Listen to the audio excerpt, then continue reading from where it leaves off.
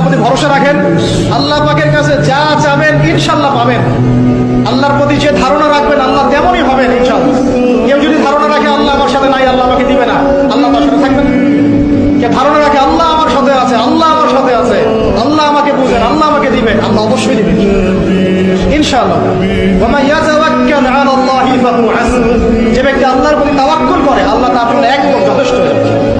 অহংকারীদেরকে আল্লাহ পাক কিয়ামতের মাঠে পিঁপড়ার মতো উঠাবেন। তাদের আকৃতি মানুষের সমান হবে না, ছোট ছোট কালো পিঁপড়ার মতো হবে এবং অন্ধকার ওদেরকে ঢেকে নিবে। তো আমাদের মনে যাদের অহংকার আছে আল্লাহর রাস্তা অহংকার ছেড়ে দেই। নবীজি আরো বলেছেন, শেষ জামানা বা আখিরুজ জামান বা কিয়ামতের আলামত হচ্ছে মানুষ পিতা মাতাকে সম্মান করবে না। পিতা আর মা এই দুইজন যে সম্মানের পাত্র, এই বোধটাই মানুষের উঠে যাবে। সম্পদের জন্যে মানুষ তার পিতাকে হত্যা করবে, ভাই তার ভাইকে হত্যা করবে, স্বামী স্ত্রীকে হত্যা করবে, স্ত্রী স্বামীকে হত্যা করবে, এমনকি সন্তান মাকে পর্যন্ত হত্যা করবে সম্পত্তির কারণে। আর পিতা মাতার সাথে দাস দাসীর মতো আচরণ করা হবে। মনে রাখবেন, তাকদীর আল্লাহ পাক আপনাকে আমাকে সৃষ্টি করার 50,000 বছর আগেই লিখে ফেলেছেন। অতএব এটা নিয়ে বিভ্রান্ত হবেন না, হতাশ হয়ে যাবেন না এবং আমল ছেড়ে দিয়ে বসেও থাকবেন না। সাহাবীরা বলেছিল আমরা কি আমল ছেড়ে দিব? নবীজি বলেছেন না, বরং তোমরা আমল করতে থাকো। যাকে যে জন্য সৃষ্টি করা হয়েছে পৃথিবীতে তার কাজ সেরকমই হবে ইনশাআল্লাহ। যত বেশি দরুদ পড়বেন আপনার টেনশন তত কমে যাবে। ফজিলত শোনেন, যত বেশি দরুদ পড়বেন আপনার টেনশন দুশ্চিন্তা তত কমে যাবে। যত বেশি দরুদ পড়বেন আল্লাহ তত রহম করবে আপনাকে, আপনার গুনাহ তত মাফ হবে, আপনার নেকির পাল্লা তত ভারী হবে এবং মুহাম্মদ সাল্লাল্লাহু আলাইহি ওয়াসাল্লামের সুন্নতের উপর আমল করা আপনার জন্য সহজ হবে।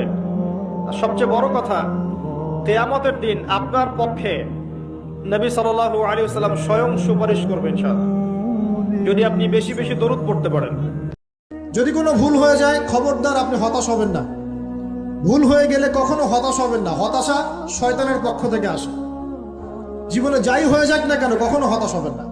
মনে রাখবেন আল্লাহ আপনার রব, আল্লাহ আপনার সাথে আছেন ইনশাআল্লাহ। তুমি এমন ভাবে আল্লাহর ইবাদত করবে যেন তুমি আল্লাহকে দেখতে পাচ্ছ। ওয়াইল্লাম তাকুন তারাহু ফাইন্নাহু ইয়ারাক, তুমি যদি আল্লাহকে দেখতে না পাও তাহলে বিশ্বাস করবে, চিন্তা করবে যে আল্লাহ তোমাকে দেখছেন। এই কনসিয়াসনেসের নাম হচ্ছে ইহসান।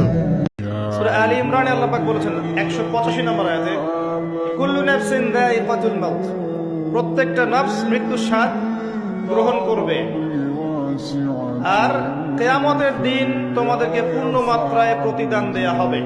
আপনার একটা সেজদা, যে সেজদা আপনি চোখের পানি ঢেলে দিয়েছেন আল্লাহর কাছে, যে আল্লাহ আমার ভুলগুলো তুমি মাফ করে দাও, আমার তওবা তুমি কবুল করো, ইনশাআল্লাহ দেখবেন ওই একটা সেজদা যদি কবুল হয়ে যায় আল্লাহ পাক আপনার সব গুনাহ মাফ করে দিবেন ইনশাআল্লাহ।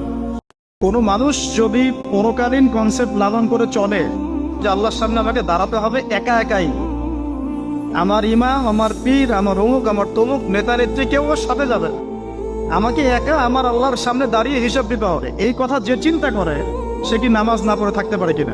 রাতের বেলা শোয়ার আগে পড়বেন 33 বার সুবহানাল্লাহ, 33 বার আলহামদুলিল্লাহ এবং 34 বার আল্লাহু আকবার। আল্লাহর পক্ষ থেকে আপনার শরীরে শক্তি আসবে। এটা যারা নিয়মিত আমল করে আল্লাহর পক্ষ থেকে তাদের শরীরে শক্তি আসে। যখনই আপনার সামনে মুহাম্মদ নামটা উচ্চারিত হবে কমপক্ষে সাল্লাল্লাহু আলাইহি ওয়াসাল্লাম অবশ্যই পড়বেন। একবার দরুদ শরীফ পড়লে 10টা নেকি হয়, 10টা গুনাহ মাফ হয়ে যায়। আল্লাহ পাক 10 বার আপনার প্রতি রহম করবেন, আপনার মর্যাদা আল্লাহ পাক 10 গুণ বাড়িয়ে দিবেন। বলেন সুবহানাল্লাহ।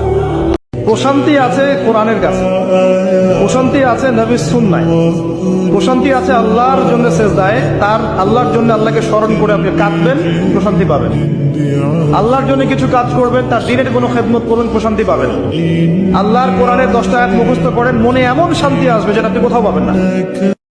দিন শেষে আমি একা, আপনিও একাই, আমাকেও একাই যেতে হবে, আপনাকেও একাই যেতে হবে। এগুলো সব চারপাশের খালি অন্ধ মোহ আর কিছু না। এই মোহের মধ্যে ঢুকে পড়বেন, আল্লাহ পাক তৌফিক এনায়েত করুন। যে নবী আমার জন্য সুপারিশ করবেন, যেই নবী আমার জন্য হাউজে কাউসারে দাঁড়িয়ে থাকবেন, যেই নবীকে আমাকে কবরে দেখানো হবে এবং জিজ্ঞাসা করা হবে মান হাযা রাজুল বুইসা ফীকুম, কতজন যুবক, কতজন মানুষ আর কতজন মুসলিম মুহাম্মদ সাল্লাল্লাহু আলাইহি ওয়াসাল্লামের এই সুন্নাহগুলো আমরা মেনে চলি। কেউ যদি কোনো মানুষকে হেদায়েতের পথে ডাকে, যে কেউ এই উম্মতে মুহাম্মাদের মধ্যে কেউ যদি কোনো মানুষকে হেদায়েতের পথে ডাকে এবং তার আহ্বানে সেই ব্যক্তি আল্লাহর পথে ফিরে আসে, এই ব্যক্তি সারা জীবনে যত আমল করবে এই আমলের একটা অংশ সেই ব্যক্তি পাবে যে তাকে আল্লাহর পথে ডেকেছে। এটা হচ্ছে আল্লাহর পথে দাওয়াত দেওয়ার ফজিলত। আল্লাহর সাথে সম্পর্ক করবেন। আপনি আপনার যে কোনো প্রবলেমস আল্লাহকে বলবেন। আপনার সমস্যা হয়েছে, কোনো একটা অসুস্থতা, একটা চাকরি পাচ্ছেন না, বা আপনার কোনো প্রবলেম, বাসায় প্রবলেম, ব্যবসায় প্রবলেম, পরিবারের সমস্যা, পিতা মাতার সাথে সমস্যা, স্ত্রীর সাথে সমস্যা, আল্লাহকে সরাসরি বলবেন। আল্লাহকে আপনি কাছে নিয়ে নেন, আপন করে ফেলেন। আল্লাহর পাকে আপনার খুব কাছে, শুধু আল্লাহর পাকে আপনার অপেক্ষায় আছেন কবে আপনি তওবা করে তার কাছে ফিরে যাবেন, আল্লাহ আপনাকে মাফ করবেন। একটা হাদিসে এসেছে যে আল্লাহ পাক তাকদীর লিখে দিয়েছেন আমাদের। একটা মানুষ খারাপ কাজ করতে থাকে, করতে করতে করতে করতে এক পর্যায়ে তাকদীরের লিখনই তার উপর বিজয়ী হয় এবং শেষ বয়সে গিয়ে সে ভালো কাজ করতে থাকে এবং ওই অবস্থায় তার মৃত্যু হয়, সে জান্নাতে চলে যায়।